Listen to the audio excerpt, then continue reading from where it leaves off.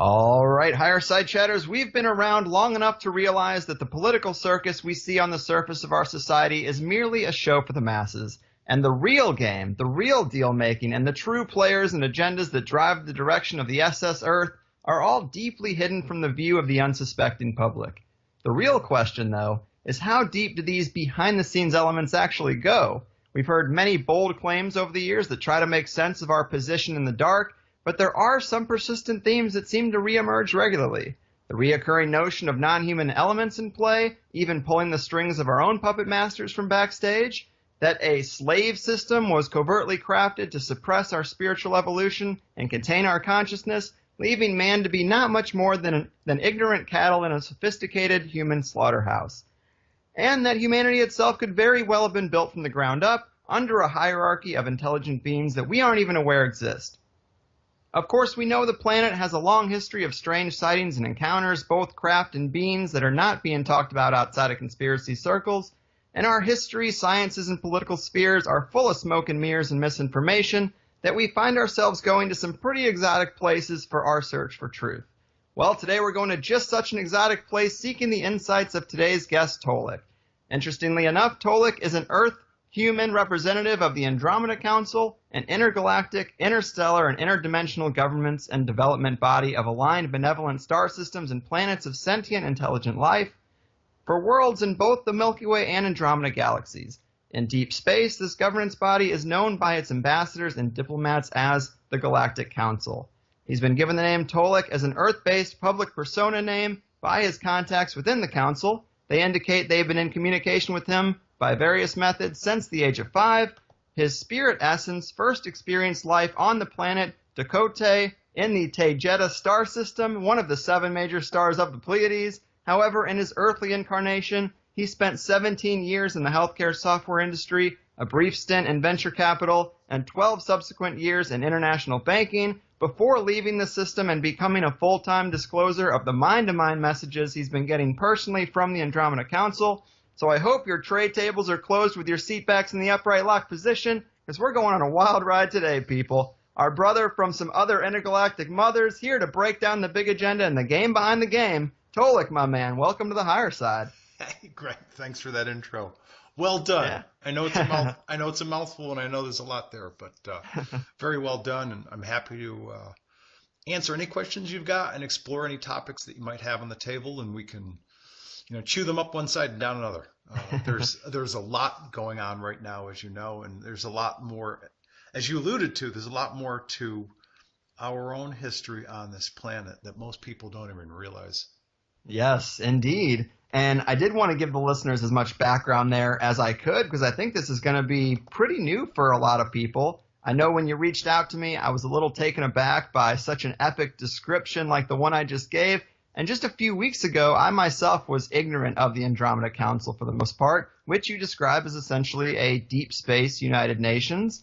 And I know there's a lot of information to relay, but I thought the best place to start would be to get a bit more context for how you receive these messages, because personally, I'm pretty open to the concept of consciousness or, conscious information downloads or insight from non-human intelligences. I could even understand the idea of interstellar bureaucracies that maybe put out some feelers for emerging civilizations, but essentially leave us alone, as we do with some indigenous tribes that we still have on the planet. Maybe they try to inspire us with geometrically encoded crop circles now and again. So I'm open to the overall idea, but I really struggle with individual cases because we've been burned so many times in the alternative community. But Tolec, maybe you can help us wrap our heads around this. How do you get the information that you do have? Sure. It's a multifaceted answer.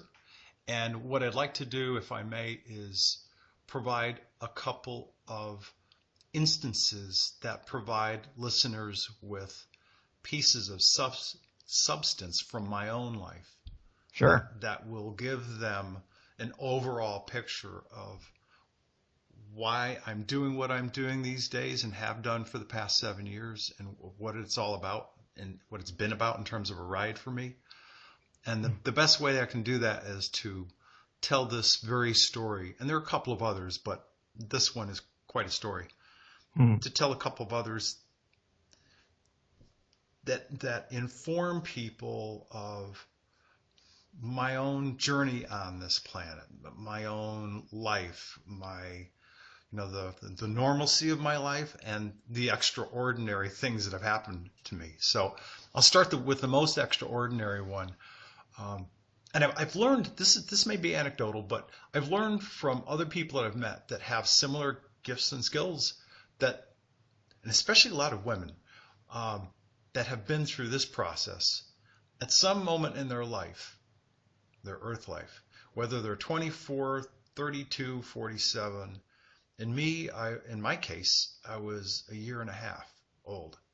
Apparently, and I'm saying apparently because I don't remember what happened in a year and a half, but my mom tells me the story many, many times that when she brought me home from the hospital, and just for the record, I was adopted. All four of us were in our family.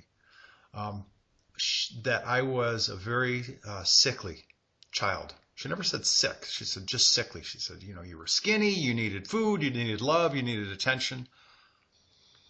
And she did that. She was very proud of providing me and us with a great life. But apparently at the age of a year and a half, I had what people traditionally call a near-death experience. And the soul fractal that animated this body at that time wasn't, if you will, strong enough or robust enough to overcome this body's generalized weakness, probably the best way to say it. And so another soul who was more robust and could handle the challenges of this earth life stepped in. So I would be called what a lot of people call a walk-in. Now, typically when I've heard about these stories, it's usually later in life. 24, 32, 47, people usually have some kind of major life circumstance. Women that die on the birth table in a hospital when they're birthing children, and they come back and they're different. Women that have been in accidents. I've met a number of women that have spoken at my conferences, and after just a few moments, when you get 4 or 5 of them together in a room and or in a conversation like this and they're talking, I've learned that many of them have had near-death experiences. So I'm bringing this up because it seems to be a consistent theme with people whose maybe normally latent gifts and skills aren't activated. Oh, sure. Unless they have a near-death experience.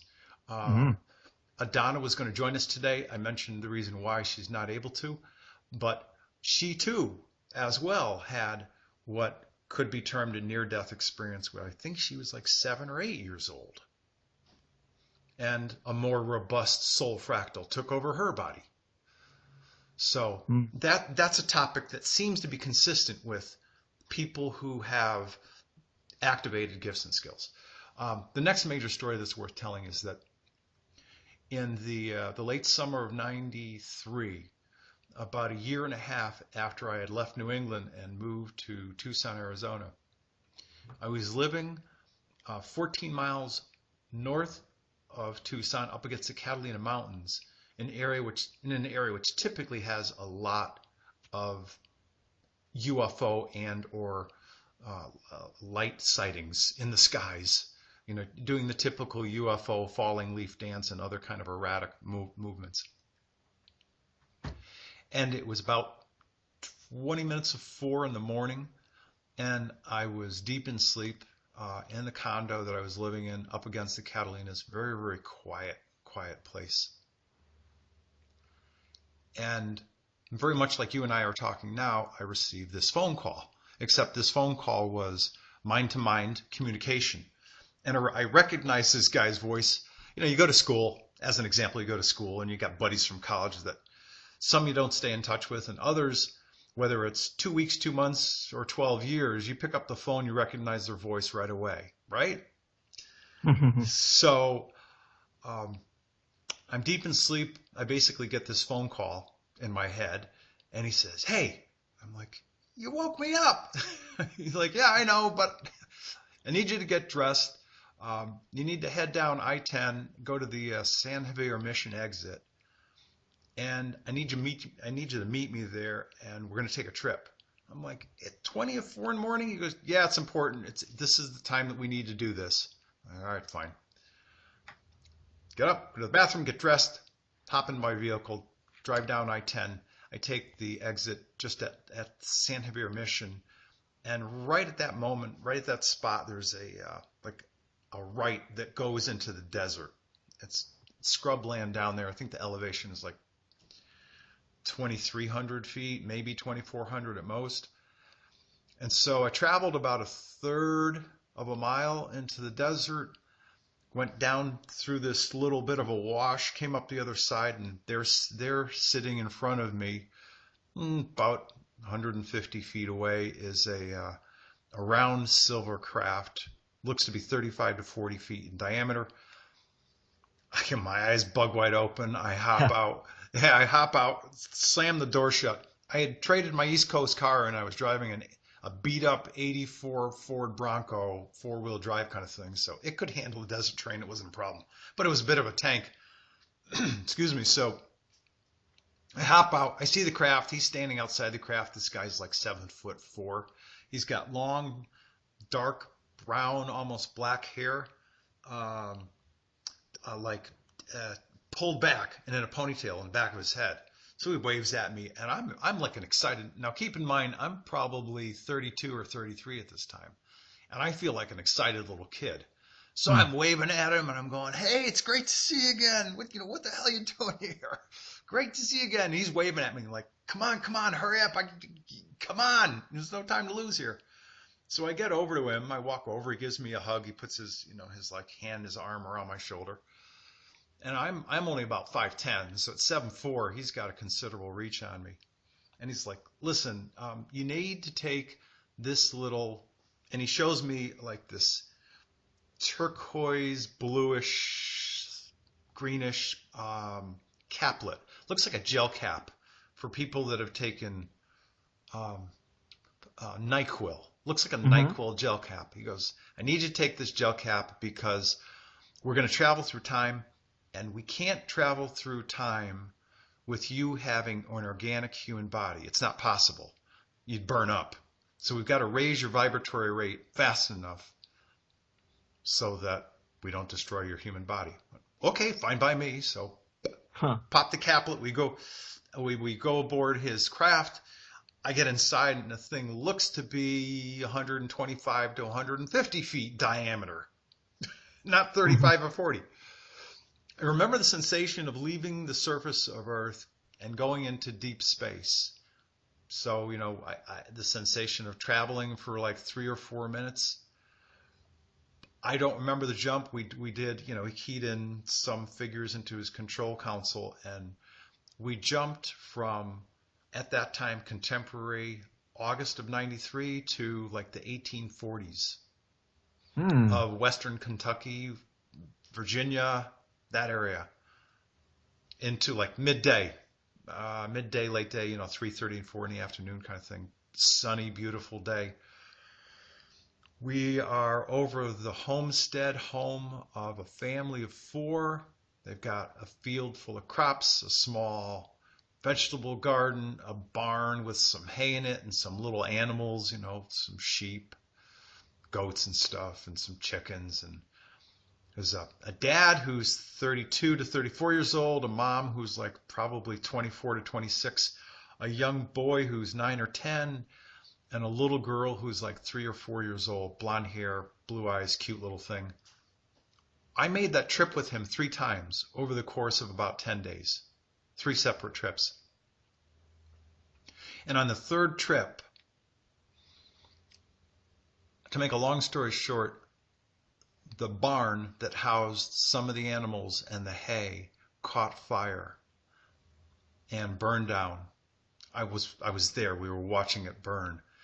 And the youngest child, the daughter, 3 or 4 years old, was inside, and she was playing with the animals. Maybe she had taken a nap. I don't know exactly, but she died of smoke inhalation. And I looked at him and said, geez, out of all the possible experiences you could have shown me, why would you show me this experience.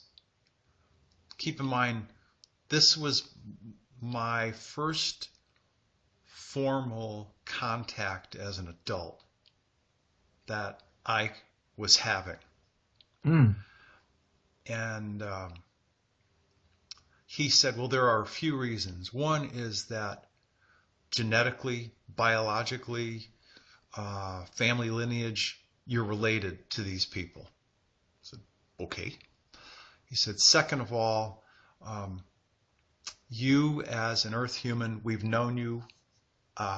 You're part of our people. You've been coming to this planet for many years. We've been talking for a long time. We know each other really well. We know how you act. We know how you react. But there's a time coming in the near future of your world where there are going to be a lot of changes.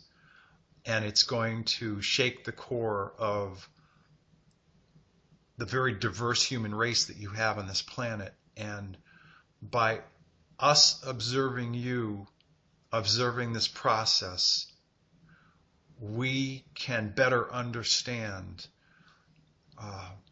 the depth of the human race and how it experiences emotions. And that was 20 plus years ago for me, and I still remember that event to this day. And it's interesting, I've always felt, even before having consciously remembered that event, I've always felt that probably one of the worst tragedies that could ever befall a family was to have a parent lose his child. Mm-hmm. And now I know why. It's because I observed this event. Wow. I still feel that way. And there are other tangential stories off of that one, but it still has a real impact on me emotionally whenever I think of that event. Sure. Well, those two stories definitely give us some context into your unique situation for sure. Yep. And then in the years since then, has it been just, I guess, mind-to-mind communication? I've heard you talk about it before in the sense that it's not channeling, because channeling is kind of like opening yourself up to let an entity speak through you. Of course, we've heard of information coming through channelers, but this is a little bit different. You mentioned the walk-in aspect. Right. I guess let us get a better feel for how this communication happens in the more recent years. Sure. Yeah, I'd be happy to do that. So to wrap up that story and to add adjunct pieces to it, the third reason he said is that we who you know, we don't live organically like you do. You have a fractal of your soul that animates your human body. We have a fractal of our total souls, and we're primarily crystalline based. We don't experience what you call organic life and death. We're aware of our lives. We've been around for a long time, and we don't die. When we want to transition, say, from upper 4D to 5D, we simply make that choice to do it. It's simply a decision and a transition. When we get through with 5D life and we want to experience different aspects of higher dimensional life, we make that decision and transition from 5D to 6D. And because we don't experience death, it's important for us to better understand you as humans and the depth of the range of your emotion when you do observe or experience death yourselves. It's like, wow, okay. All right, so I was contacted by him again physically in September 10th, 2010. Essentially 6 to 7 months before the Andromeda Council website went live. And that experience and the conversation we had then and subsequent conversations we've had since then triggered the memory of what happened in 1993 and a whole bunch of other memories that I have had in terms of contact with him and his people as contact people for the council. Now, to answer your question, contact with me between them happens a variety of different ways. I will get images, and I've had images consistently since that period of time, whereby they're trying to show me something and tell me something. So intellectually, I will ask some questions. Information also comes through me from time to time when I'm doing the work that I do and I write. Like I remember at least 3 or 4 times out of many that I've written something, and at the end I say something like, "And there it is in its completeness," or "And so it shall be." I'm like, I don't speak like that. So those occurrences happen. I've not only gotten some little clips, like photos. I've had complete memory experiences where I've left planet Earth, either just my soul fractal leaving the body. Some people would call that an out-of-body experience.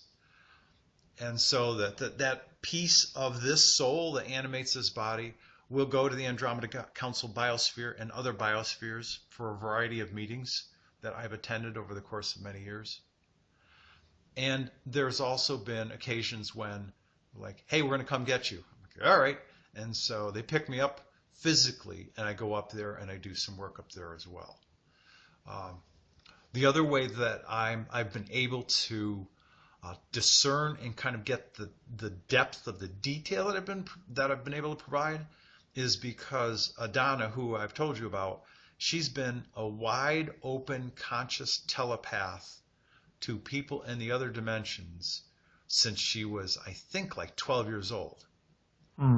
Like completely wide open, to the point where she doesn't have to go into any special sort of quiet state. She doesn't have to do anything extraordinary. Me, whenever I need to do it, I'll go lay down, close the door to my room, get into some kind of like really, really quiet state, and I'll communicate with them that way. But with her, it's like 2, 3 in the afternoon, she'll just go, "Hey, I got some questions." She'll ask some questions. They'll give her information. That's how she's been able to do the star ancestry work. They'll download images of galaxies and star systems and constellations, specific information about specific people. So whenever I needed some really, really specific detail, I've asked her. And she's... Now, why is that relevant? Well, it's relevant because not on this planet, but on the planet Dakota, which is part of the Tegeta star system. And these are names I'm not creating. They exist. You're familiar with what people talk about. Oh, the Pleiades, the Pleiades, the Pleiadians. Well, the Pleiades is a constellation that we give a name to. It's an open star cluster. There are 7 to 9 major star systems within the Pleiades. One of those star systems is called Tegeta. The Tegeta star system happens to have 4 planets. Vela, 2 largest being Vela, Pyra. The 3rd is Dakota, and the 4th is a planet about the size of Earth called Era. And Era is the same planet as where Semyasi and Ptah from the Billy Meyer Pleiades Plagiarin case comes from. So why is that relevant? Well, it's relevant because on the planet Dakota, Adana and I are brother and sister from the same family. Right. So that's why we have this close connection. And that's why we've both been doing work with different people on the council for a number of years. So it's been a pretty amazing ride. Yeah, man. Sounds like it. Yeah, and so there's that contact in September of 2010, which triggered my memory of my travel back in time experiences, 1993, and a whole bunch of other memories of things that I went through. And it also triggered the creation of the Andromeda Council website the last week of April of 2011. And there's been, of course, a lot of information and work since then. Right, indeed. And that's what I was going to say next is, obviously those are some interesting stories, and that's some really fascinating mechanisms for interdimensional insight.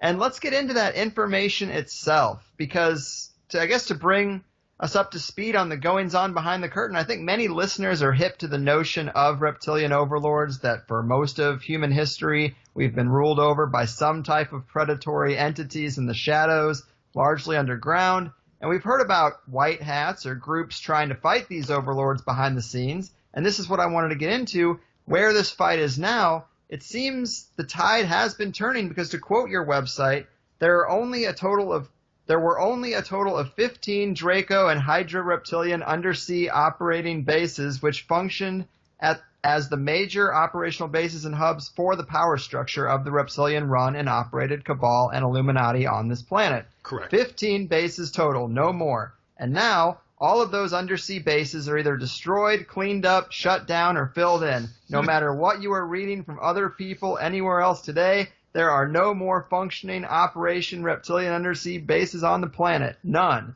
That's correct. So, I mean, that's obviously a pretty black and white statement. Can you give us some more context for this reptilian control, maybe in the past, or bring us up to speed on what seems to be this waning power since 2012, right around the time that website went online? Sure. And by the way, I'd like to give you and the people listening some context. Because of my move to, let me try this again. Because of my move from a place called New England, which is pretty traditional and moves pretty slowly in terms of change. I moved to the desert Southwest, to Tucson, probably one of the most active places for UFO sightings, the whole nature, the whole topic and subject matter of UFOs and ETs and life in outer space and spirituality and all of that information that has context. I mean, this was all brand new for me when I moved to Tucson, and I met people like Bob Dean and Wendell Stevens, Drunvula Melchizedek, and the list goes on and on and on. In, I think it was the spring. Spring starts early in Tucson. I think it was the spring of '94. David Icke, or Ike, depending on your pronunciation, showed up and spoke. And there were a bunch of us, me and some of my friends, including Bob Dean and others, that listened to David Icke speak. And this has relevance to your question.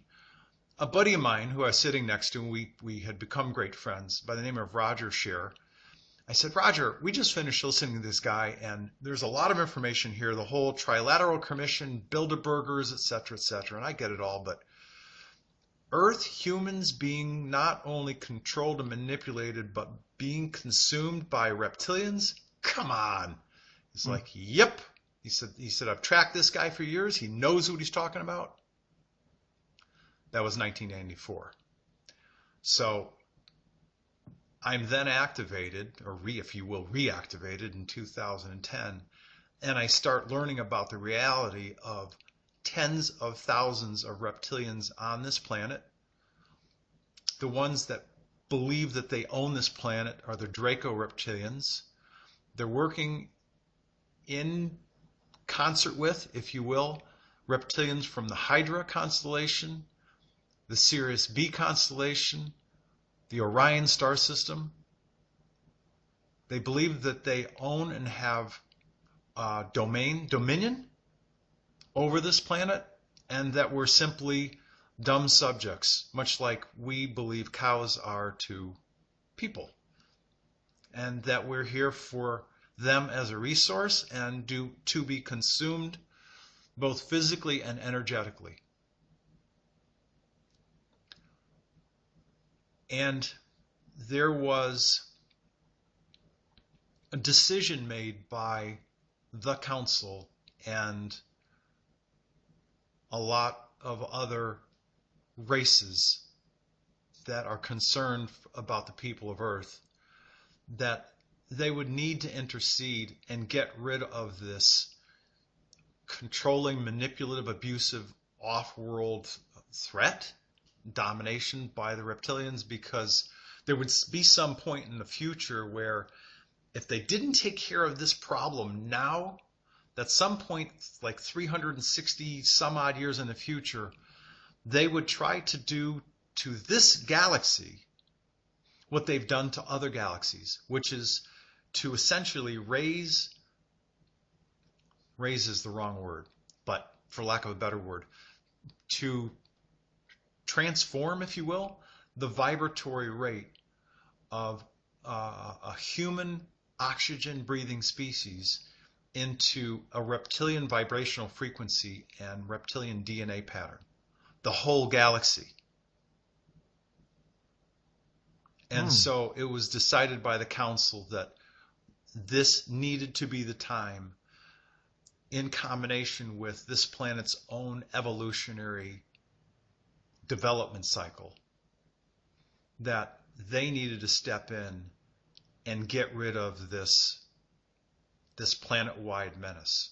And they've been here for a long, long time. And your statement is correct. All of the Draco and Hydra cooperating reptilian undersea bases have been destroyed.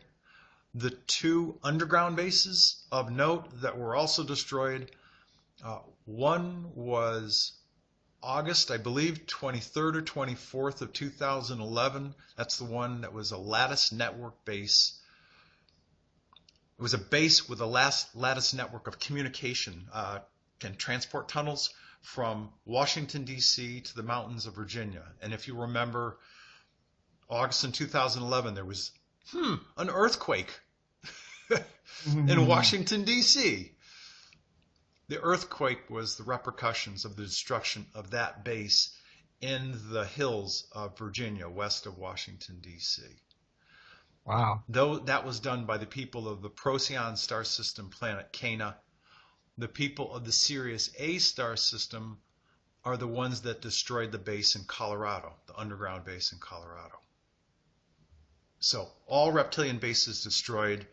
A number of reptilian, what we would consider to be the equivalent of generals and colonels, were captured. A number of high-ranking, so they would be officers, a number of high-ranking reptilian cabal officials,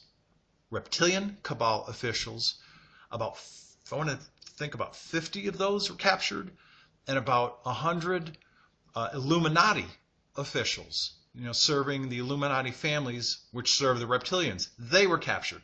They were all sent through a military tribunal.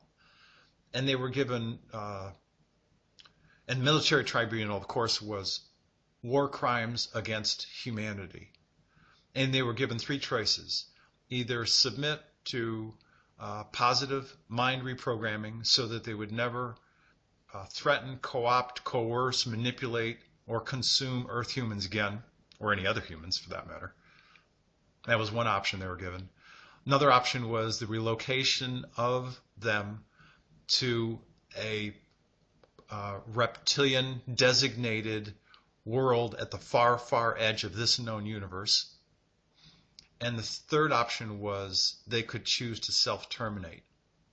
It's my understanding that the top generals, they were arrogant enough. They were like, we will not submit. We choose self-termination kind of thing. So they chose to self-terminate. But tens of thousands of reptilian soldiers, administrators, engineers, technical people were all relocated off this planet to a planet designated far edge of the universe for these reptilians. So what's been going on since that last base was destroyed? And actually the last undersea base was literally on the Atlantic shelf just due east of Washington, D.C. Once that base was destroyed, I believe in mid-2012, it was the last formal functioning undersea reptilian operated base. Now, are there other undersea and underground bases? Yes. Are they reptilian operated and run? No. Are there still some reptilians on this planet? Yes. There are approximately, give or take, plus or minus 5%, about 120 reptilian. There are about 68 to 70 pure reptilians that are still here, high-level official and or military, that are deep underground. People would never, ever see them. There are another 50 plus that, if you didn't know better, you'd thought that they were human. They are a mix of cosmic human and reptilian bloodlines. So they are in fact hybrids. And they hold the highest positions of power on this planet. Corporate, governmental, religious, healthcare, pharmaceutical, etc., etc., etc. And media, of course, media, news, entertainment. And those are the ones that give the orders that are passed down by the pure reptilians.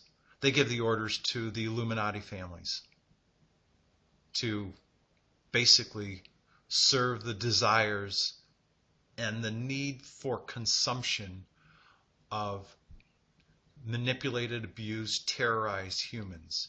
And so I'm going to go from one end of the scale to the next so people sort of can wrap their heads around this idea. Mm-hmm. The whole concept of pedophilia and human, predominantly children and young women, human trafficking across the planet, that whole concept is about the capture, abuse, sexualization, and then terrorizing these humans so that the energy of that terror can be consumed by these naturally vibrating low-level fourth dimension reptilians. They consume the energy of terror in its pure form. And for them, it's like a drug. It's like a psychotic drug, and it gives them this huge monster high. And the more they get, the more they want. So they literally consume the energy of abuse and terror and confusion and on and on. Any of those emotional states and the feelings that go with those emotional states are consumed by them. B, whenever they take organic form, like we're dense organic, we have flesh and blood and bones, whenever they take that form, their original organic form becomes considerably heightened, and they have a very deep drive and appetite for consuming terrorized people, preferably younger. It's difficult to talk about because of the sick nature of what it is. Mm-hmm. So to put it all in context, this whole subject matter of human trafficking and pedophilia, it is about the humans who have served the Illuminati, who serve the reptilians, but it's all about creating a two-level process of food for the reptilians, both from an energy perspective and from an organic flesh perspective, that satisfies their feeding desires. When you strip away all of the paranormal talk around it, that's what it's about. In its base form, that's what it's about. It's about serving masters who want to consume. It's difficult to talk about, but I'd rather speak about it plainly than have people wonder and go like way off the reservation in terms of their concepts of what it might be or might not be. Oh yeah, sure. We can take it. You know, it's just it's a difficult subject matter, but like I said, I'd rather speak plainly about it so that people can go, oh, okay, now this makes sense. It's sick, but it makes sense. So, right. Onward. Well, whatever. I hope that answers your question. Sure. All right. Sure. And, we do have some pretty weird things going on. Of course, the pedophilia, child trafficking stuff has been bubbling up to the surface much more in the last couple of years. And, The Pentagon did come out and disclose at least something on UFOs. We had this weird Tom DeLonge rollout attempt. An Inside Skunkworks podcast just launched. Trump is president. I mean, I'm willing to say we've seen a shift in direction lately. And you've mentioned that the reptilians are in this sort of desperation mode, and a big reason for the hybridization program we've heard about is they can sort of maybe bait and switch us where they reveal themselves as, looking like the good guys. And in terms of Trump, I've heard you say that all presidents are selected, not elected, and I completely agree there. But you say Trump is part of dismantling the old guard, that his personality maybe acts as a cover for the real changes going on, maybe that he's a walk-in or a braided soul himself. Yes. That his family maybe is connected to the alliance of good guys. Maybe QAnon is part of this group as well. It's a lot, but these are just a few of the places that I would say maybe we do see indications of a change, right? Yeah, and all of that you just cited, based on what I've learned from my contacts on the council, is consistent with what they've told me over years. Now, interestingly enough, and I, like anybody else, I'm just a guy. I'm an Earth human. Now, I may be having some extraordinary experiences, and I may have the benefit of knowing where I came from, but I'm still a guy who's having, to some degree, a normal life. And so there are things that I do in my normal life. Now, for me, as a kid, I couldn't play baseball. I didn't make it on what was called Little League or farm team.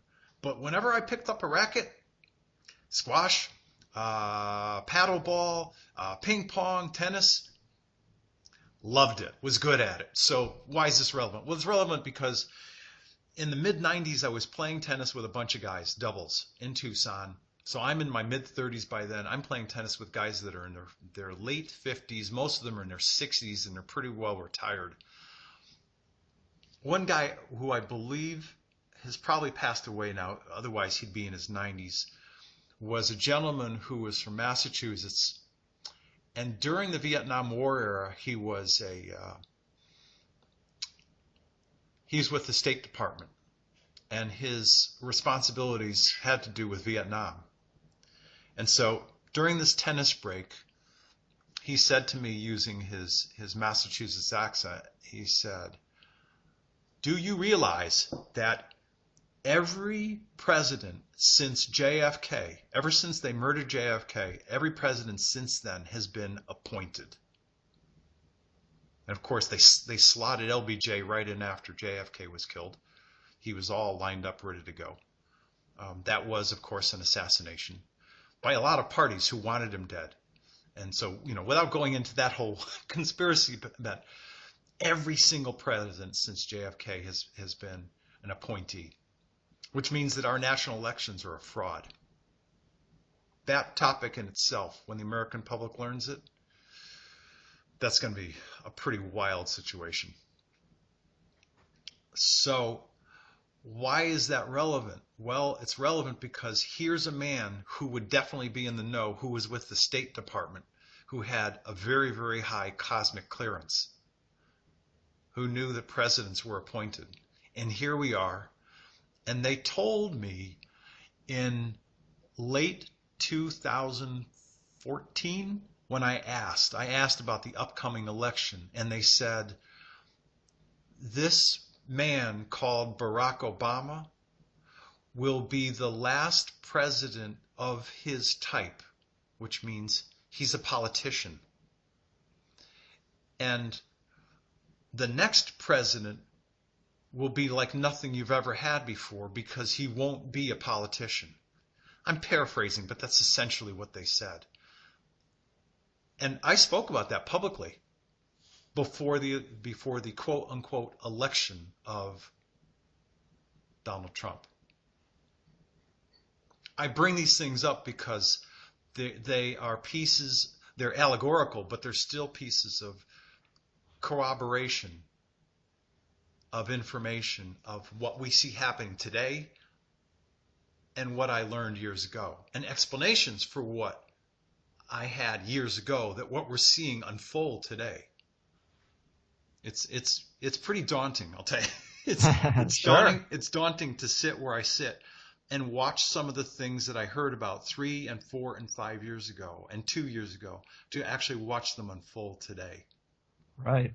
So what does the council want you to get out to people right now about the subtext of what's going on? Maybe I know timelines aren't a big thing for you, but maybe the next decade or our lifetimes or however whatever scale you typically work with, what is the important or relevant information about geopolitics or just the subtext of what's going on that you think is most crucial for people to be aware of? I think it's important that people grasp and understand the seriousness of, and not from a fear-based perspective, but simply from an information-based perspective, that we've been controlled and manipulated by a race that has no interest or care for us other than that we're a resource, reptilians, and that the reptilians have been a real part of our lives. So they're going away. There will likely be some kind of false flag event, which they're presented sort of like as an ET savior race. And of course, they're going to look like the beneficent, benevolent, tall, blonde humans. That's likely going to happen. The remaining pure reptilians will come out of underground, probably in a last gasp attempt to overtly acquire power. But that sometime in the very near future, and when this starts to happen, it'll all start to happen pretty quick. That ultimately this is going to become our planet. And that with all of the changes that are coming on this planet, both socially, geopolitically, as well as like physical Earth changes, we're going to become a new race of people. We've got a lot of diversity on this planet because of the colonization that happened from different races from across the stars on this planet over the course of a number of years. So you have different literal human races from different star systems which have different sets of mores and ethos and values and expectations as to how life should be lived. That's one of the reasons why we have such a difficult time getting along with each other on this world. Based on some conversations that I've had with Wendell Stevens, Bob Dean, and others, this world is highly unusual in that there's such a great diversity, not only of insects and fish and plants and animals, but of humans. And that it's just across the cosmos of worlds of this type, it's highly unusual to have more than one or two races of related humans on a single planet.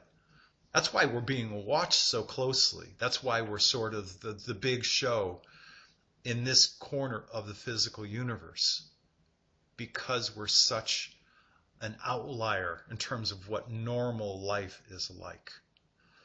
I expect that this planet ultimately will become peaceful, that will be invited to a greater, if you will, brotherhood of planets that travel throughout the cosmos. I've been told repeatedly that some number of people on this planet will go along for the ride and willingly take part in this process and choose the evolutionary growth of this planet becoming a higher dimensional one.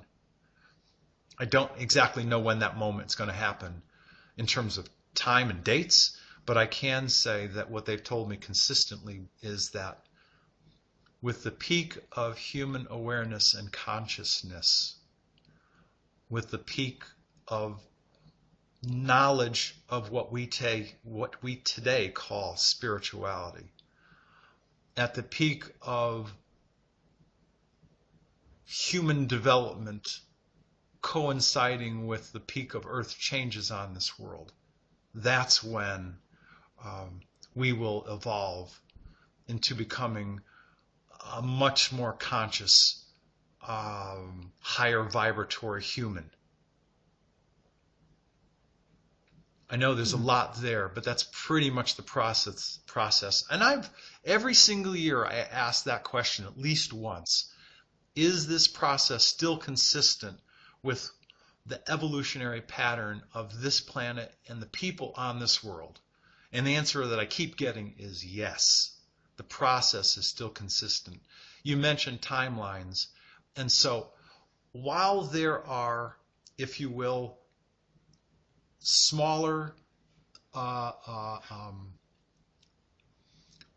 less major decisions that can shift timelines a little far out to the left and or a little far right, ultimately what's going on is the various timelines are collapsing, and the primary or the predominant timeline that this planet has for its own evolution is in fact happening.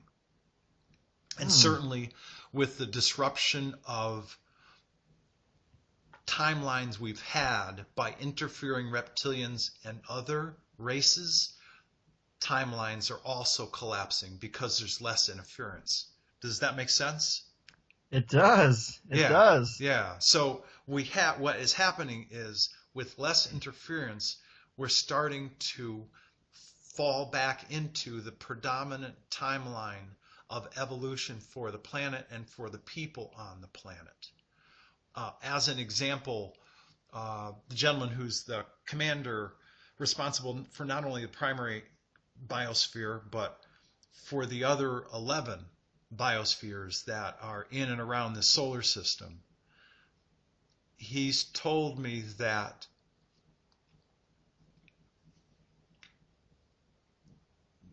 the development of this planet has been changed, and the development of the knowledge base of the people of this planet has changed because of negotiations that happened like back in the mid 40s to early 50s between Eisenhower and that bunch of people in that administration for technology that was shared by the reptilians and others, such that today in this world, in the time date system that we use, and it's 2018, realistically, if left alone, we should only be at about what we had in 1978 or maybe 79 technologically.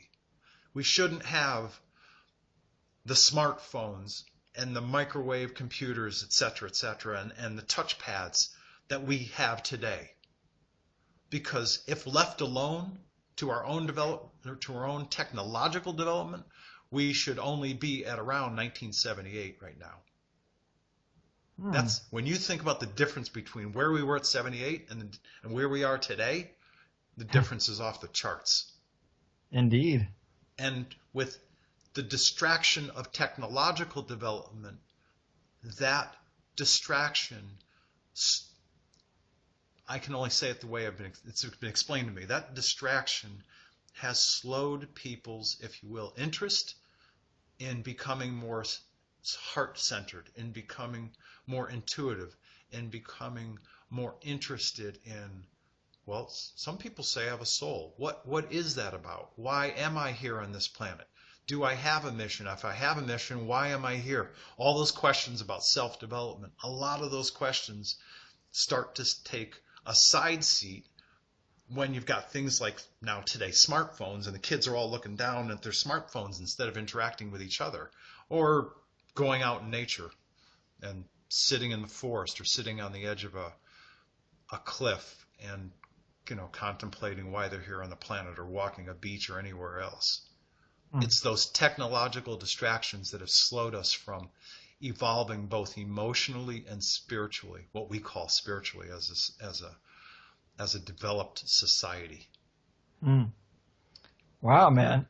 I think that all makes sense. Yeah, there's a lot there, but I think when people listen to all this, they may go, okay, those pieces kind of fit together as a puzzle, which might explain what's going on.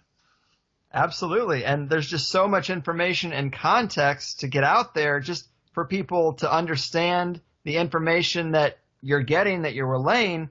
And it's hard to believe we're halfway through already, but I got to say something for the skeptical listeners out there, because I know this is a lot to take in. Yeah, absolutely.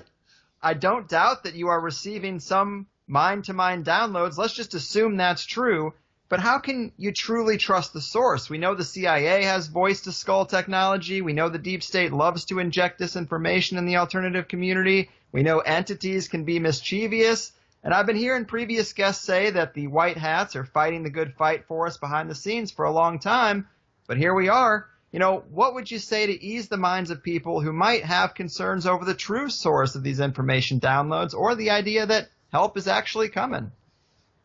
You know what? That's a really good, centered, rational question. It does. I try. It's rational. It makes sense. This may be anecdotal, but it's my story. I'm sharing information, knowledge I've learned, but my story is still my story, and I acknowledge that. So all I can do is rely on what I've felt and experienced during all the years that I've had contact with these people, both in terms of what I sense, what I feel, what I've experienced physically in this body, what I've experienced when the fractal that animates my body, the fractal of my soul that animates this body, that goes up in the biospheres and has all these meetings, is the following. At no moment in time have I ever felt threatened, ever. It's always been an exchange of warmth, of cordiality, of sharing, of we're glad you're here, we're glad that you're a part of us, we're glad that you are willingly partaking, willingly engaging in all of this work that you're doing. You can stop at any moment in time. Your life is yours to choose and make decisions that you feel are best for you. But we're glad you're here and we're glad you're engaged. Does information change? Does it evolve? Yes, it changes and evolves in ways that are evidenced by how I evolve as a person. And I can only get answers when I ask questions on the next level up and the next level up and the higher level after that. I'm still learning today. I guess I'm not arrogant enough to think that I know everything. I certainly don't. I'm just one man living his life on this planet, and so I can always learn more. But that's the best answer that I can give, is that every single experience that I've had, even though a couple of them have been challenging for me emotionally, like that first trip in 1993 that I recall that happened 3 times. That was challenging emotionally to go through that experience. And there have been a couple of others, but I've never had the feeling where I've felt deceived. I've never felt lied to. And moreover, I'm not part of any military program. I was in high school during a time frame when the Vietnam War ended. There were 3 classes. The class before me, my graduation class, and the class after. We didn't have to register for the draft. There were no numbers issued. We didn't have to go to the post office to sign up for anything. Nothing. So I've never had any military experience. I've never been co-opted by any military group. I've never had any military training or intelligence training. Nothing. So I make that statement because my experiences are what they've had, are what they are, and what they've been. And I can only say that I've always been comfortable and enjoined and welcomed and free to come and go as I please with all of my experiences. I don't know if that helps at all, but that's been my experience, and that's my best answer. Yeah, I mean, I think that works. You are just the messenger, so people can judge accordingly. I don't want to have you spend too much time defending yourself because then we miss out on all the exciting information that could be relayed. But of course, you gotta at least throw that out there because Sure. people are gonna wonder why I didn't otherwise. So, And it's okay. I'm happy to answer it. sure. I remember the first time I was asked, I was like, "Hey, you're questioning my integrity." That was my first response. And the gentleman was kind enough to say, "No, I'm not doing that." What he said was, "For the people who are listening who never heard of you before and who have never heard this information you're sharing, they want to understand how and why your story can be true." I'm like, Hmm. "Oh, okay." As soon as Indeed. I wrapped my head around the fact that they wanted to have a clear knowledge of why my information might be accurate, it's a valid question. Yeah, So gotta be asked. yeah, it's So good. earlier you said something about other things going on inside the Earth, other potential bases that are not reptilian controlled. I am curious what else is going on inside the planet. Well, there are, of course, organizations. That's maybe the best way to say it. Some people may say, "Oh yeah, government." So let's just call them offshoots of government. Deep budget, off books, black budget projects that have been instituted, started, begun, and continued that people generally don't know about. So you have bases that are off the books, that are run by black project operations, that are deep underground. Typically, many times people call these dumb, deep underground military bases. Are there some reptilians there? Yep. Are there other races of ETs there? Yep. Has this been going on for a while? Sure has. Is it still going on today? Yes. And some of those bases are being taken out by some other ETs who are happy to intervene. So you've got, for lack of a better description, these off-books black ops projects being done by people from the US, people from the UK, people from Germany, people from Australia, people from Russia. It's been said by many people that the current, I'm not sure if he's prime minister or president again, but whatever his status is, Putin, that his cooperation and collaboration is with a very good, very benevolent race of ETs. He knows exactly who he's communicating with. And their agenda is cleanup, without a doubt. And the same thing with Trump. You mentioned him earlier. Albeit appointed, his job is cleanup, without a doubt. His job is to take the time necessary and take the actions necessary to clean up all of the, if you will, subversive, off the books, black ops, pedophilia, human trafficking, drug trafficking for money, control agendas that have been on this planet for a few years now, and get rid of all of that. So all that's happening simultaneously. This is definitely a time of transition. Does that help answer the question? Yeah, it definitely does. Yeah. And, of course, some of those black ops projects are off planet, like the different space programs that are talked about. When certain segments of the black ops operations that were done by organizations like MJ12 and others that were off books, cosmic top secret, definitely need to know, they acquired ships and other technology from the reptilians and from other ET races. So they've been using these ships to travel off planet and to travel to different planets for years now. There's a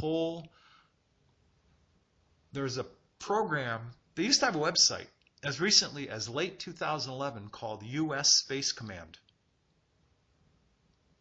Hmm. It was taken off the web. I remember I discovered it. I was talking to a couple of the guys, and I did some diving around, and I found this website, and I learned as much as I learned. I didn't copy anything down. And then like 2 or 3 days later, I went back to the website, whoosh, gone. No record of it. Completely gone. So U.S. Space Command, it is acknowledged by the armed services that it exists today. They don't say specifically what they're doing other than the defense of this planet. Those would be the words that you get. But they've been operating for a long time out in space. That's NASA is the cover for those guys. NASA, rockets, fuel, it's old stuff.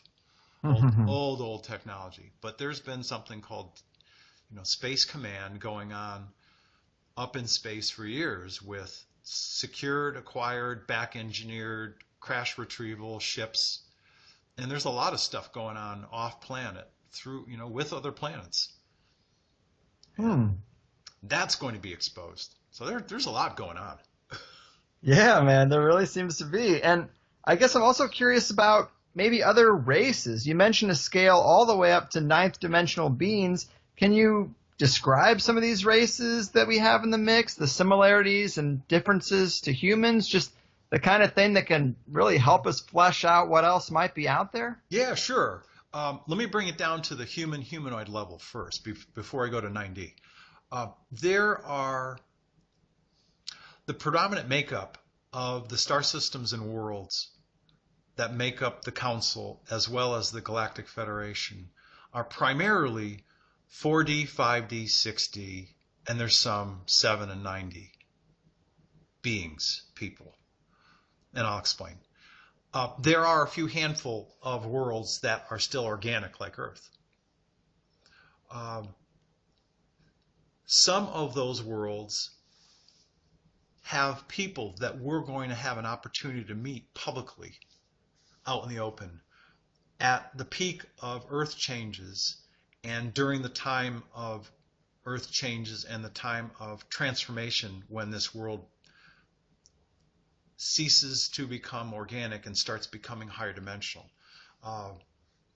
Here we go, from memory. People from Nicote, Retol, Tolec, and Ventra will be coming to visit the planet Earth, and they're taller. One of those races has green skin. The green skin race has the bobbed or pointed ears, much like people would recognize from the fictional Star Trek universe of Vulcans. The green race, and they kind of look like a little bit lighter than Kelly green, they have bobbed ears. They're all pretty much taller than 6 feet. The tallest of those races is about 8 feet tall. The shortest is about 6'4", 6'5". You've got some people with light blue skin. The other people have white skin, and the other set of people have like mocha, cream colored. Coffee with half of it being cream, sort of mixed together. One of those races of people has purple colored hair. The other has really white hair, and all other hair colors in between. So we're going to get a chance to meet humanoids. So they have faces and noses and eyes and ears and arms and legs that are taller and bigger than us, and they have greater technology. And that will be our first exposure to benevolent people from other star systems that are part of the Council that will be visiting here during that time of Earth changes and for a period of about 10 to 12 years after, as assistants, as teachers, as mentors, whatever word you want to use. And of course, they'll be bringing some technology with them. So those are the kinds of people that we'll have an opportunity to meet. I've met people that are very different than that. They're interesting looking. The people that are not organic, so once you get into the 4th dimension on up, 4D through 9D and above, they are made of either fine essence, energy matter. You could use the word light to describe energy matter. Sure. When they get so typically those people in 4D and 5D have shape and form. They have physical shape and form. They choose to do that, and they would look like a lot like those people I just described, and they would also and can look like us, but their bodies would be comprised of energy matter. From about the middle of 5D and up, they're either going to be light beings and or plasma beings at a higher, faster vibrational level, and they don't have bodies. They would just be pure energy. And many times when people are seeing sparkling blue, purple, orange, yellow, red, of whatever colors, what they call orbs. And people, with the advent of smartphones, people are taking a lot of photographs of orbs. In the forests, orbs out in the fields. Those typically are 5D people. They're choosing to work together, and they're traveling around Earth and just seeing and exploring. That's all they are. Every once in a while, they're ships, but predominantly they're 5D beings. Same thing with 6D. They will be beings of intellect, love, light, energy, and they're formless. There are all sorts of words that can be used to describe, as Mark Kimmel would say, celestials, angels. The higher you go up in these dimensions or densities, the faster, the higher the vibratory rate, and the greater depth of love these people have because they're closer to source. Kind of makes sense when you think about it. The higher you go, the closer you get to source, the more you can love. I'm like, yeah. I really do think that makes sense. The idea that there is a baked-in morality or a hierarchy to morality and love, or that love is an actual force. I think it makes sense that the universe would have mechanisms to keep itself from giving too much power to evil entities, let's say, or, there's just the idea that to have the epic scale of light being, you kind of have to be polarized towards goodness. I think that makes sense because the universe just seems structured in so many interesting ways. I could see that being one of them. Yeah. And before we continue, I want to thank you for allowing me to get out the completeness of these concepts, because there is a lot here. There's a lot of information. And sometimes when we start to get into some of the details of these concepts, I'm not always able to get out the totality of them. So thanks for allowing me to go through them and sort of get out the major pieces. I appreciate it. Yeah, no worries at all. I love not having commercial breaks and being able to do all that. And so another thing I wanted to broach is that another big indicator of change would be the financial system. Obviously, it's been a major tool for enslavement. You've mentioned that the string of high-level banker deaths we had a few years ago was part of this changing of the guard, and now we have this blockchain technology emerging. I could see how it's better than the old system, but in the modern era of everything being computerized and data collection being so key, I could see this being a Trojan horse to complete individualized control where our funds can just be switched off and we have no physical cash to rely on. So maybe talk to us about the financial and banking aspects of the coming switch that we seem to be in the midst of. Sure. Was I an international banker? Yes. So to qualify for people, my skill set, even though I've always been sort of on the when I've been part of a management team, whether it's been, and I was with, actually after I left the international bank, I went to work for a private alternative asset management firm. In both cases, I've always played a dual role. I was, if you will, on the front lines interacting with the most senior clients that we would have at a high level, because I'm comfortable out there meeting with people and talking about delicate subjects, and I've been able to navigate those kinds of situations, keep my center, Because for me, it's not about the money. For me, it's about establishing relationships of value and trust and respect between people. That's what it's all about for me. So I've been blessed to be engendered with that kind of trust by the people I've worked for and with. So having said that, I was a combination of a senior client liaison, if you will, and because of my attention to detail, an operations guy,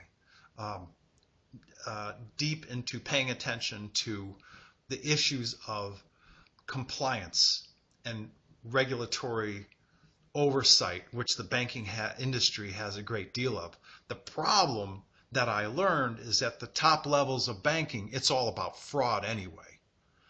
So since, if you will, to speak metaphorically and maybe realistically, the top Illuminati families and the people that work for them control the international banking game, as well as it controls the quote-unquote U.S. Federal Reserve, which is not part of this government, not part of the U.S. government. It's privately run. Then that means the whole system is corrupt. And that means that system has to come down. I think step one of the takedown of that system would be the removal of the Federal Reserve as the entity that prints and distributes money and has an acknowledged de facto global Federal Reserve dollar.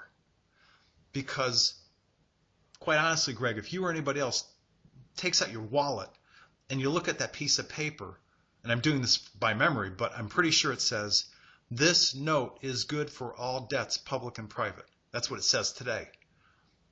Well, as somebody who studied law, a note is a piece of debt paper. And so to speak simply, every time we're passing a piece of United States green Federal Reserve agency dollar bill, or a 5 or a 10 or a 20, we are putting each person in greater debt because the debt is set up so that we who pass the paper owe an interest rate to the agency called the Federal Reserve. That's what the debt is all about. So the Federal Reserve has to be collapsed. Now I'll address the issue of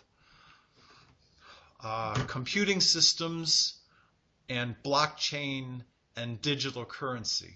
So, categorical statement. I'm not a programmer, never have been. Did I spend 17 years in the healthcare software industry? Yes. Do I know what programmers do? Yes. Do I know how to do what they do? No. So here we go.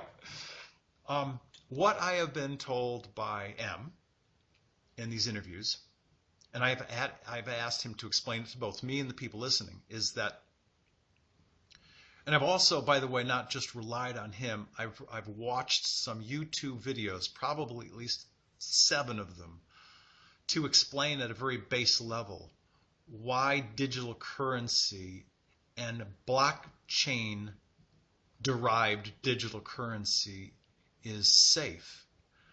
Is that the information that's captured is simply about where, at what unit or what point creates that transaction.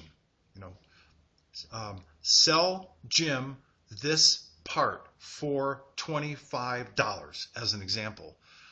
It only creates a transaction encryption code. Let's call it encryption code 25 or 27 characters long, maybe longer. That's based on very limited information.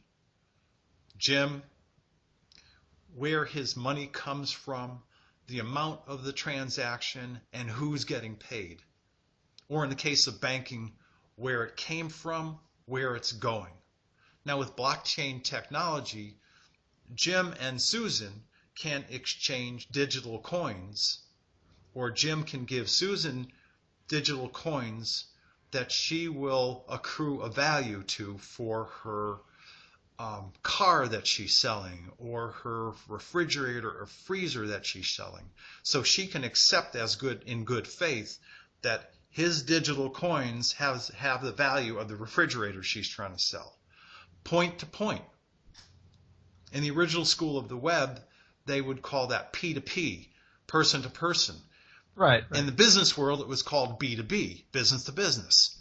So now, digital currency is being created in the form of digital coins using this highly, highly encrypted process to record each transaction. A. B. Each transaction is recorded on a number of ledgers spread out across the globe, which is different than current transactional banking, and each bank has its own ledger. Each company may or may not have its own transactional ledger for transactions. So it's centralized at each operation, each company, each bank. I can tell you that from doing some minimal research on my own, I'm not sure the quote, so I'm hedging the names I'm going to use, but I believe it was Wells Fargo and HSBC. During mid-2015, they were talking about the transparency aspect and the non-corruptibility aspect of blockchain programming to create this new digital currency, because once that transaction code was issued for a particular transaction, like move $1,500 from this bank to another bank, that could not be disrupted, that it could not be hacked, because once that code was issued, if somebody tries to change that code, it would be recognized right away. So in its simplest form, that's what's been explained to me about why blockchain created digital currency will be safe. Now, having said that, I personally believe that whether it's coin, which is real money, or paper money, which is fiat debt stuff, or any other kind of electronic money, is simply a transitionary tool until we get to the point of time in our society when there is no more money and we're motivated simply by the ability to provide, offer, and help others. Cooperation, collaboration, sharing of resources, sharing of natural resources, sharing of intelligence. When we finally get to that place where we're a global society no longer driven by economics and the pursuit of wealth, but rather a society that's driven by its own inherent altruistic sense of doing the right thing and helping others in trade, in cooperation, in collaboration. I believe that digital currency will likely be a temporary transitional way to get to the place of no money. Fair enough. And in terms of transitioning and finances, as you mentioned earlier, you've been working on this series of interviews with a couple of characters that go by the names of M and Miss M. Yes. On YouTube, it's called Deep Disclosure. So, this is information coming from human whistleblowers as opposed to mind to mind. Still good information. They say they're working with QAnon. Miss M talks a lot about a civilization of Lemurians in the earth, and they talk about a coming debt forgiveness, and also the notion of injecting $1 quadrillion into humanitarian projects to fix the system without it collapsing, because, it is so ingrained in our lives. We've co-signed on our own enslavement, as they like to say. Well said. And Yep. You can't just take it away overnight, but you can try to maybe make it more positive with this cash infliction. But I guess tell us a little bit more about M and Miss M and these aspects of things financially, or what we might expect outside of the blockchain in terms of possibly this injection of $1 quadrillion or debt forgiveness, these types of things that we might actually be able to look back on and say, oh my God, Tolec was right. Yeah, sure, certainly. I can tell you about the things that I know about that he and they have told me that may not be general knowledge, but also it's information that is not critical or is not inherently dangerous to some people that are still living. Okay? What I've learned is that there is gold in boxes, a considerable amount of gold in boxes that has been available and in hiding on this planet that actually literally totals in the billions and trillions and above. There's actually more gold on this planet than people realize. The LMBA, I think, if my memory is correct, is Banker London Market Bullion Association, which monitors and sets guidelines and protocols for the trade, i.e. the buying and selling of gold, actually puts a cap on its members, i.e. banks and others, of the amount of gold that can be produced in 1 year. Most people don't know that. So there is, in fact, a lot of gold inherent in this planet. Now I'll tell you one of the reasons that I know that this is going to be a sidebar comment, but I'll tell you one of the reasons why gold is valued. It's not so much valued by the people on this planet. It's valued by reptilians and others who use gold for a two-pronged purpose. One, it actually powers their ships. They melt it and it turns into fuel for their ships. A. B. Gold in its melted and then transformed form is used to create an atmosphere around any biosphere that is traveling through space. So it can create A, an atmosphere, and B, an energetic shield around any planetoid biosphere that's traveling through space. So it has enormous value. So the desire for gold is beyond even what people apply to it today as a precious metal. It has great off-planet uses as well. So there's more gold on this planet that's realized. There are gold boxes and other boxes of currency that are being brought in to them that are being authenticated, and that money will be used to establish a new, if you will, system, a new monetary system, A, and B, that money will also be used to help in the funding of a variety of projects around the globe. I have been told quite definitively that the most important projects will be infrastructure projects. Countries that have collapsing roads and bridges, countries that don't have enough clean water or clean energy, money will be used to establish those two primary directions of infrastructure in countries all across the globe. Then will come a whole slew of other humanitarian projects right after that. So I don't know if that completely answers the question, but that answers it to the degree that I can answer it. Sure. Yeah, that's super fascinating. I would love to see that kind of thing happen. We have so many infrastructure issues and people suffering that a nice infliction of cash would not be a terrible thing. Yeah. And yeah, if it's, I mean, how nice if something that's been used for the support of a few around this planet and for the financial slavery for many around this planet, how nice if we could turn that paradigm on its head and have a system that works that will ultimately help a whole bunch of people, billions of people around the globe. I think that's way, way cool.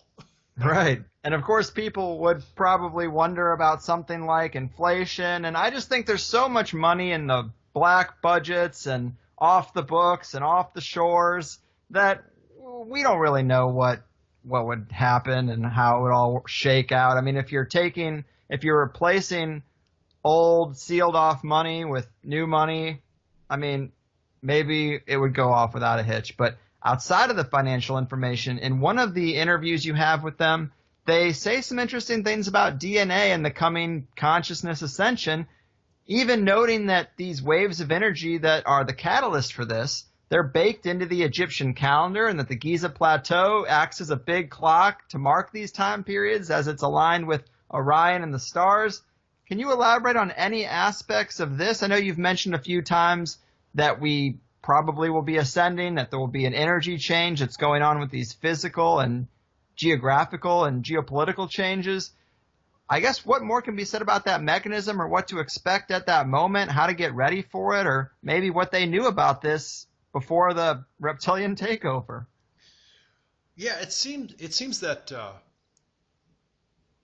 and based what I've learned over the course of my life, there have been a number of civilizations, if you will, that have risen and fallen on this planet, with, of course, dramatic Earth changes. And Earth humans, either through repopulation or through other means, have come back to the fore. And of course, we're now at almost 8 billion people on this planet. Yeah, it seems that the more ancient civilizations that thrived on this world were quite in tune and quite in touch with their role as, if you will, cousins or descendants of people from the stars. That we on Earth, even though we're far out on the end of this pinwheel arm, that we have a cosmic heritage, and that we're connected to many different spacefaring races and societies. And so, whether you're talking about the Dogon people in Africa, or the plethora of Native American people who've always understood that they have Wichapi Oyate, star people that are their relatives. The concept of having star people as relatives has been A, consistent among indigenous people around the globe for years, and B, the ancient Egyptians, the Babylonians, the Phoenicians, all had an understanding that they were receiving communications from star people. I'm not a researcher, so I don't have the same depth of knowledge as Gary Davids or who is it? The gentleman who's got a shop up here, David Childress Hatcher, him. Oh yeah, David Hatcher Childress. I'm not a researcher like those guys. I'm somebody who's had his own personal experiences, who's curious, and so I do some modicum of research when I don't know something that I'd like more, but I'm not a researcher. So you've just heard the sum and substance of my knowledge of global interaction over the course of millennia of different societies and ancient civilizations with starfaring races. It's been going on.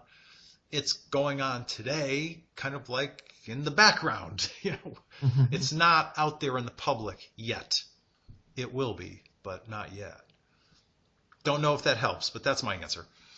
Sure. I mean, that actually gives us a little bit of context about the past, and it makes this type of communication seem more plausible, because maybe we're just in a small sliver of time in which it seems so out there, and in the past it wouldn't have been at all. But what about maybe the wave of energy that will be coming, or what the first signs of that would be? Will we see something in the sky? Will we feel all tingly? How are we going to know when this energy does start to come in? Good question. Well, it's actually the reverse. And I hear a lot of people saying this, but it's in reverse to what you're saying. And here's what I mean by that. It's not that a wave of energy is coming in. It's that this planet, number 3 or 4, out of 9, is part of this solar system, which is traveling through space. And we are entering an area of space that has greater magnetism, a higher vibratory rate, and a whole slew of other things that was actually proven and written about in a paper, I believe it was 1997, by the Russian National Academy of Science. So this is not even anecdotal. This is information that was provided in a paper.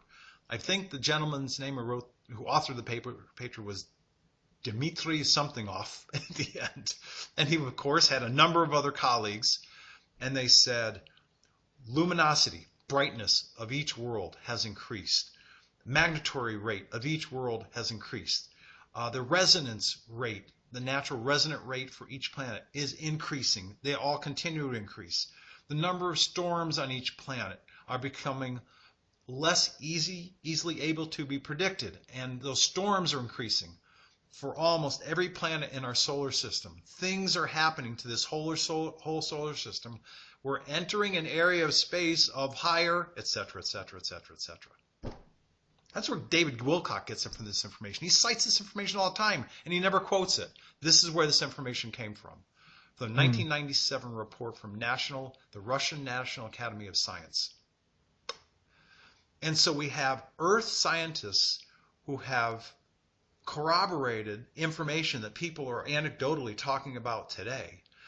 And people generally who are more sensitive, as Miss M talked about, there are people who actually feel it in their bodies. They go through a more challenging time in their day-to-day lives because they're feeling this vibratory change that this planet and this solar system has entered, and we will continue to move into and move through as we move through this area of space. And it's, if I understand correctly, it's a couple of thousands of years.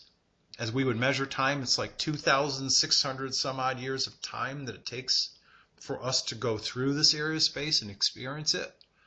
So people will continue, and of course even more sensitive people will continue to experience tingling. I have a friend who, and some of her friends, who are feeling their rib cage actually diminish, that some of their ribs and their cartilage is diminishing, that their tailbone is starting to diminish physically. So some people are even experiencing physical changes.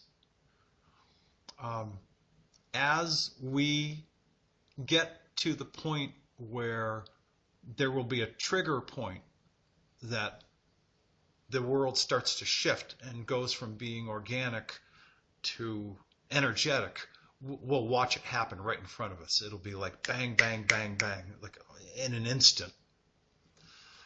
But that's everything I described is what's happening today and what's leading up to it. But that's how it's happening. We're actually moving through space. The solar system moves through space. And yes, are there different energetic waves that come from different parts of the cosmos? Sure, but the major one that's happening is this one that we're moving into and moving through. Right. So we're obviously getting into it now. Is there a peak that we could, tag to a decade or a window of time? Yeah, I think that I think is probably more appropriate to say, I believe, based on everything that they've told us, that it can happen in a decade, but I'll tell you what, I took some real flack for predicting this event in January of 2014. And what happened was,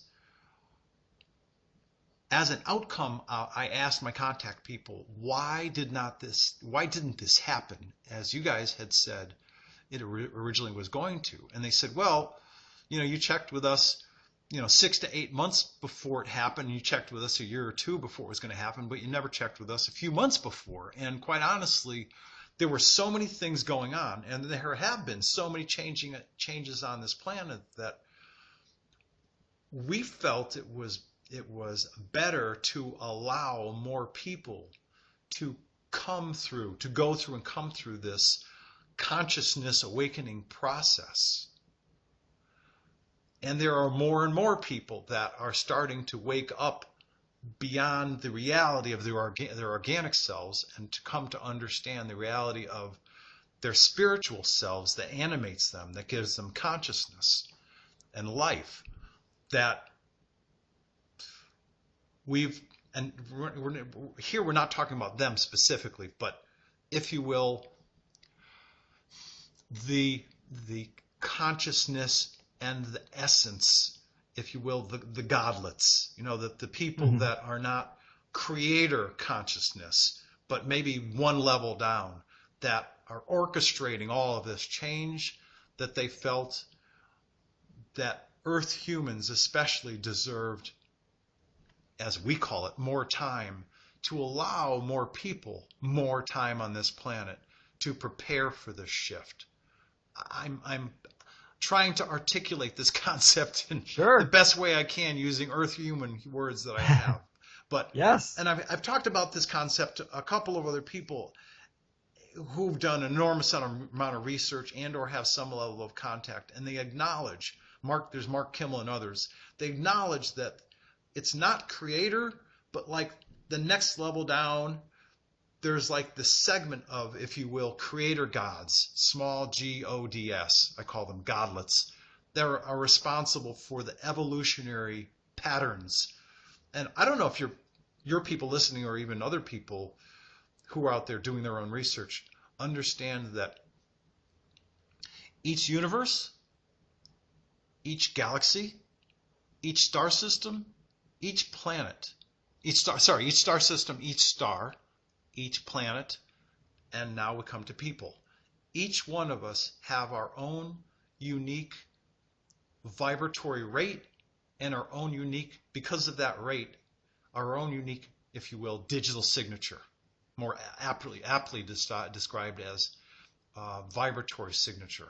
Mine could be 11571127114469. I don't know what it is, but I'm providing an example. And yours might be 147115962222247.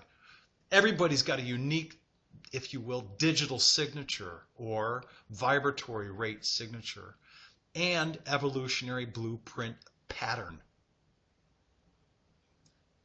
It is the destiny of this planet to evolve at her own evolutionary frequency rate. And she's been messed with for a while. Each Earth human has the right to choose. Even though I said what I just said, it's still accurate. And also, each human has a right to choose his or her own evolutionary destiny. And so what does that mean? That means if you're on this planet and you're living here at that moment when it transforms from being an organic world to being a higher density, fine essence matter world, otherwise known as spiritual world, each human will have the right to choose at that moment. Do I want to stay and become a higher dimensional person on this world? Or a few weeks or a few months ahead of time, I don't want to do this. I want to continue to live an organic life in this body. People have the choice to leave and go to another planet. That's interesting. If they want to do that. So, right on. People don't realize it, but they have the right to choose, even though they have this unique vibratory pattern and this unique number that they have. That's how people are tracked on this planet, by some not so benevolent entities. They hone in on a particular person. They're able to discern and figure out what that person's unique vibratory rate is. Bang, they've got them. They can track them anywhere. Or they put etheric implants in them. Those old etheric implants. Get you every time. They're energetic level implants that have their own unique signature that can be placed in a person's etheric body, for lack of a better word, which is created by that soul fractal that's in each person.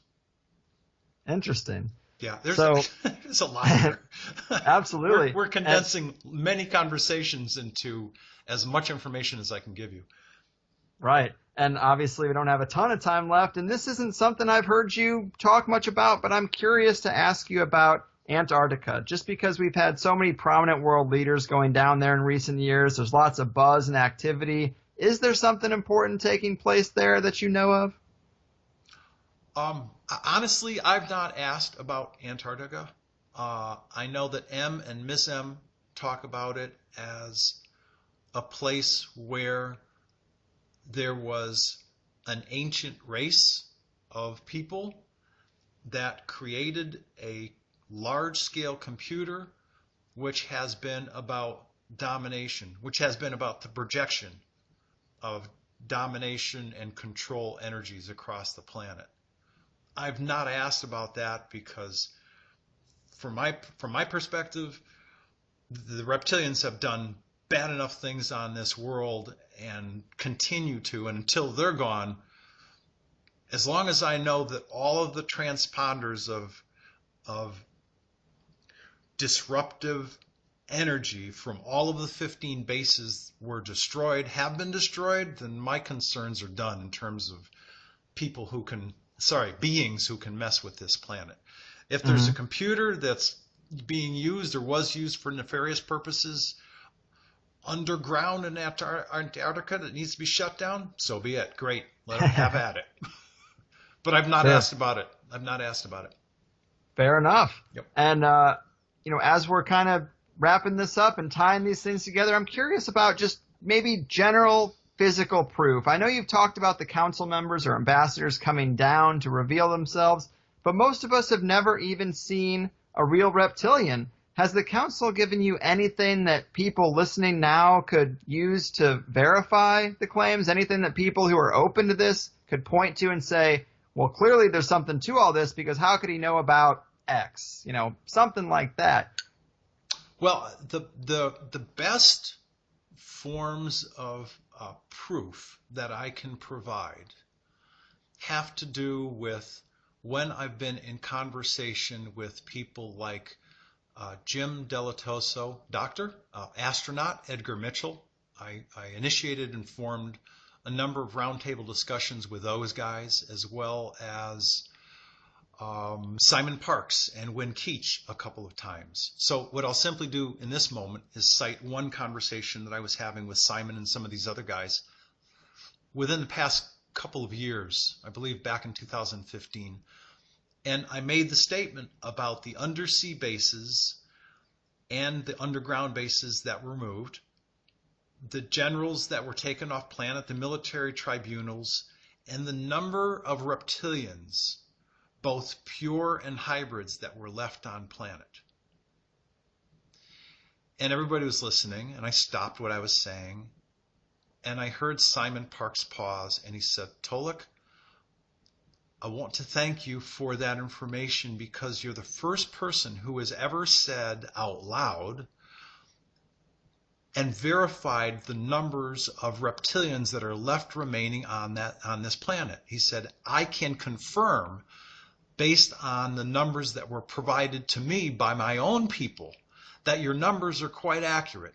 There are about 65 to 70 pure reptilians underground, and there are 50 some odd reptilian human hybrids that are left on this planet." He said, "You're the first person that's been able to identify those numbers straight up." And so I went, "Wow, Simon, thank you." Anytime I can get independent, non-solicited, third-party confirmation of information I've brought forward is always a good thing. That's the first half of my answer. The second half of my answer is, I'm not saying everyone, but many people who are skeptics, when you bring them a piece of information that says, as an example, well, here's something that these extraterrestrials wrote and they gave to me. Well, you could have made it up. Okay, well, here's, like in the case of Chief Golden Light Eagle, Standing Elk, here's a part of a ship that has star codes on them. Well, you could have created it. Okay, put it under an electron microscope for examination. Ah, wow, look at this. All of these elemental properties are known to be off-world. Well, somebody could have. There's always going to be some excuse from somebody that's hypercritical that will deny even what's in their face. And they'll ask for more proof, and more proof, and more proof, and more proof. That's my answer to the second part of that question. For people that always want proof, you can almost never satisfy the amount of proof that they want. Right. You don't want to move the goalposts too far. And Right. of course, most of this is mind to mind. So we really just have to hear what you have to say and take it as we decide to. And well, let me ask you this. So Sure. I'm not sure if the Andromeda Council has the ability to tap into anyone's consciousness, but here I am, host of a fairly prominent podcast, tens of thousands of listeners that trust me, at least, and that I don't openly lie to them. Can you urge the council to communicate with me just enough to be able to wake up in a few weeks and say, hey guys, that is very real stuff. We need to stay tuned into this. Okay. I will communicate your request to the gentleman who's the commander that's responsible for the Andromeda Council Biosphere and others. I'll communicate your request to Ambassador Tonka, who's the guy that's responsible from the council to Earth. I'll communicate it to diplomat Mako, who's responsible for the United States, Canada, and Mexico. Basically North America. The other thing you can do is you can simply, in your own quiet time and space, ask yourself. You yourself can ask them through telepathic communication. Just think of those names. You can think Azar, Tonka, and others. Just direct your thoughts to the people of the Andromeda Council and ask them if they can enlighten you with any information that might help you. That's A. B is pretty typically when individuals get to a place of emotional maturity and spiritual knowledge and awareness, that the people who are your people, Greg, from your star system and planet, where your soul, where that fractal of your soul was originated, where you come from, where they originally come from, when you get to the place, or anyone else for that matter, I'm not singling out you, when you get to the place when you've reached that place of knowledge and maturity, they will reach out and contact you. That's how it typically happens, that they reach out and contact you, not the other way around.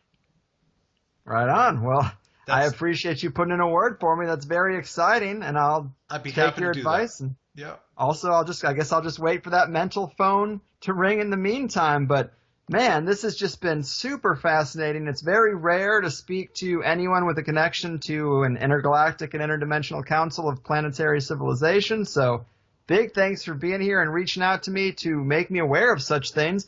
Before we go, please inform the people where they can go to get more detailed information on this work that you're putting out. Sure. They can go to the Andromeda Council website. Andromeda, spelled just like the galaxy. ANDROM as in Mary, EDA, Council. In this case, Council is COUNCIL.com. And they can also go to my aligned website, which is transformationalshiftevents.com, and learn about the different things that I'm doing through the course of the year. Very cool. Yeah, and I'd like to, if you don't mind, I have something that I'd like to share with people. Sure. That I brought back from planet Dakota. I remember very vividly being on like a cliff abutment, sort of like a point. And I was standing overlooking the ocean on Dakota. To my left was Ambassador Tonka. To my right was Vice Chairwoman Tanya of the Council. And we were there sort of in, if you will, in sacred ceremony. And I came back, popped into my body, and essentially, other than some punctuation, what I'm about to speak flowed out of my fingers. Basically, I popped back into my body, turned the light on, hopped out of bed, ran over across my room, got a pen and a piece of paper, and just started writing. I wrote like a madman so I wouldn't forget any of this. Mm-hmm. And I've given it a name and released it in the form of a video. People can see it if they'd like to. It's called Huacanwa Chequiye, a sacred prayer. And it'll take me about 2 minutes at most to read all this. Cool. And it goes this way. May the Creator bless you all the days of your life. May your spirit be awake and aware. May it soar with gladness.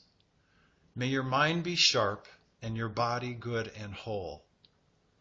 May you have internal strength, gain knowledge and wisdom to guide your way. May you walk tall in truth, honor and respect others. May your journey on this world be long and prosperous. May you always touch another's soul with kindness. May you give to yourself and others freely with joy and gladness. May you keep sacred all the Creator has made. Mother Earth, Ina Maka Unchimaka, the plants, animals, the people, the water, wind, and sky. May you experience great love. May you be blessed with family and true friends. May you always evolve, transform, and grow.